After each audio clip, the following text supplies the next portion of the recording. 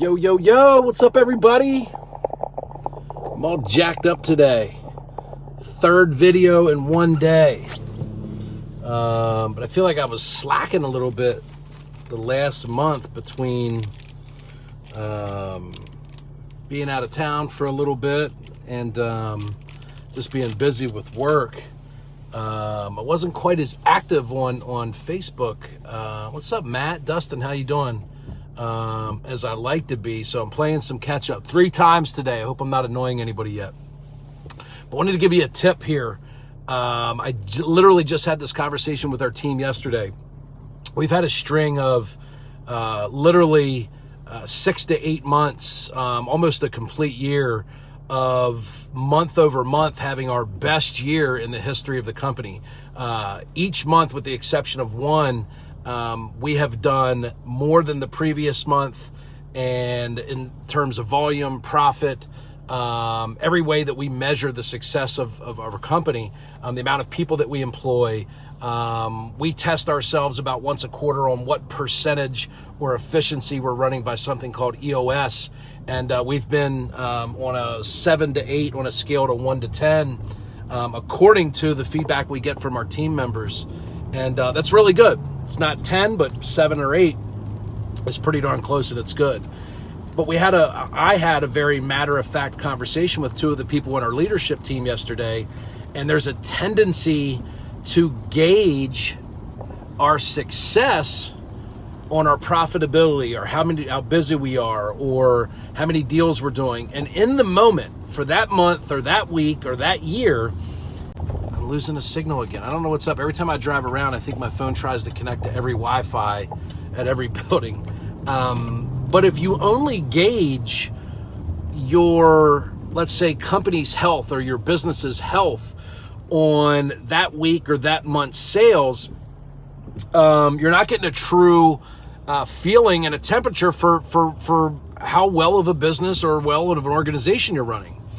And this is a perfect time and example of how that will come to be true. Right now, the real estate market is crazy. People are buying and selling and investing, and it's moving at a rapid pace. I mean, literally, if you're a real estate investor right now and you're fixing and flipping, or you're a wholesaler, or you're a landlord, or whatever, there's such a high demand. Interest rates are so low. You really do not have to be a very good operator to make money. You can do a lot of deals. You can list a lot of homes as a real estate agent.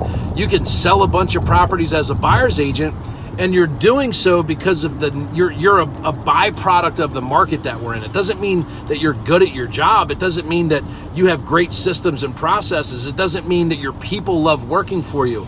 It doesn't mean that you're good at recruiting. It doesn't mean that you're great at training.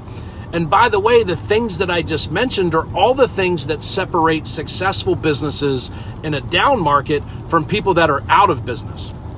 So what I would encourage you to do is take advantage of the market that we're in. By all means, make hay while it's there to be made.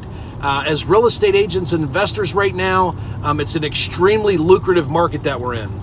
But if history repeats itself, which it typically does, there's going to be either a market correction, which is just, it slows down a bit, or there's going to be a market crash, which is, where there's drastic changes in values, there's drastic changes in things like interest rates, the number of homes that are listed, the days on market.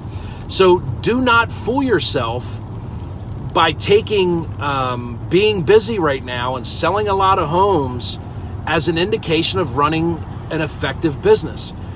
I'm telling you right now that you can be an average to below average operator. You can be an average real estate agent right now. You can be an average investor. You can be an average lender and make a bunch of deals and a bunch of money right now. It doesn't mean your business is healthy.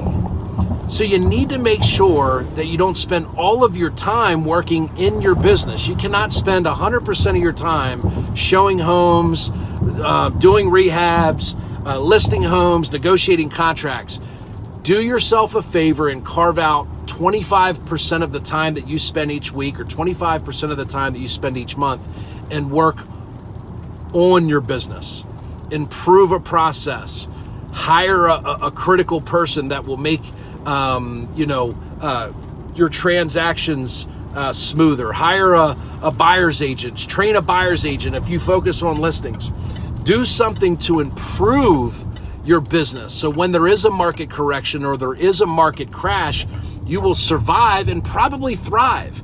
Because even though, in a market correction or a market crash, there's less business being done, typically it's not in direct proportion to the amount of people that are doing business. So to give you an example, if there's 100 homes being sold right now and they're being done by 50 agents, and then there's only 50 homes being sold when there's a market correction, but there's only 5 agents, there's more business out there for you to do. You'll get a greater share of a smaller piece of pie.